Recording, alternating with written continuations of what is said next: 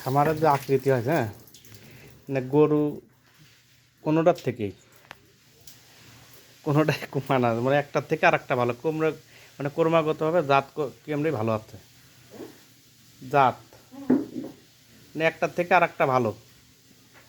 এখন এইটির বাছুর হবে না আরও উন্নত। এর এর এইটা তো প্রথম, এই যে ওইটার থেকে এইটি ভালো, আবার এর পেটে যেটি বাড়াবে সেটি আরও ভালো হবে। মা এইরকমভাবে জায়গা বেশি দরকার এখন, বেশি জায়গায় এই যে দুধ কতটুকু হয়?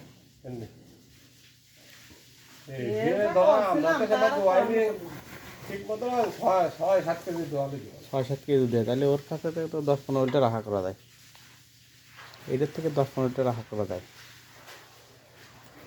নিঃসন্দেহে একটা ভালো খামার আছে, তাই 3টে গাভী ঠেকা রাখতে হলে পারে, খালি দুধ বেচলি পারে তো আর কিছু করা লাগে না, আসলে করা লাগে। 3টে গাভীর পিছনে একটা লোক পরিশ্রম করলে পারে, এই 3টেতেই যে টাকা দিয়ে যাবে, বাছুর হয়ে যাবে ফাও।